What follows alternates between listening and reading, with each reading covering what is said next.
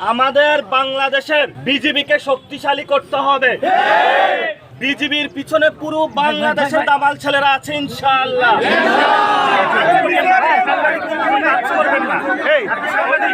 সীমান্তে মাদক চোরাচালান সন্ত্রাসী কার্যক্রম ভারতীয় বাহিনী করে থাকে, এটা বন্ধ করতে উদ্যোগ নিত পূর্ব থেকেই, তাহলে আজকে ভারত এই ধরনের সাহস পেত না। আমরা এখানে যে এসেছি, ভারত থেকে বাংলাদেশে কয়েকটি পরিবারকে তারা পাঠিয়ে দিয়েছিল এবং তারা মানবেতর জীবন যাপন করছিল এখানেই, আমাদের ঠিক সামনেই। আমরা আসবো এই শুনেই গতকালকে রাত্রে তাদেরকে আবারই তারা নিয়ে গিয়েছে। এখন আমরা তো সকল সীমান্তে বিভিন্ন জায়গায় যাব, মিছিল নিয়ে যাব, আর তারা নিয়ে যাবে। তারা এখানে প্রবেশ করালো কিভাবে, সেটাও তো সরকারের কাছে প্রশ্ন। সেখানে সরকার পতাকা বৈঠক করেছে, সেখানে কোনো ফ্রুটফুল সলিউশন আসে নাই।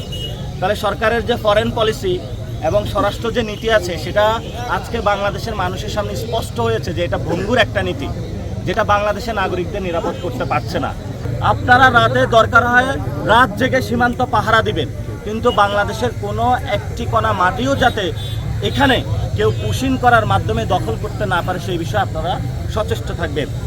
আমি পুরো বাংলাদেশের নাগরিকদেরকে আহ্বান জানাবো, দল মত নির্বিশেষে কে কোন দল করেন ভাই, আপনার দল রাখেন। এটা খুবই বড় ধরনের বাংলাদেশের সার্বভৌমত্বের ক্রাইসিস। দলাদলি ভাই বাদ দেন, আপনারা আপনাদের কাছে আল্লাহর রাস্তে মাফ চাই। সীমান্ত ইস্যুটা বড় একটি ইস্যু, এখানে পুশিং চলতেছে। দল মত নির্বিশেষে সবাই সীমান্ত রক্ষার জন্য ঝাঁপিয়ে পড়ুন, বাংলাদেশকে রক্ষা করুন, বাংলাদেশের সার্বভৌমত্ব রক্ষা করুন।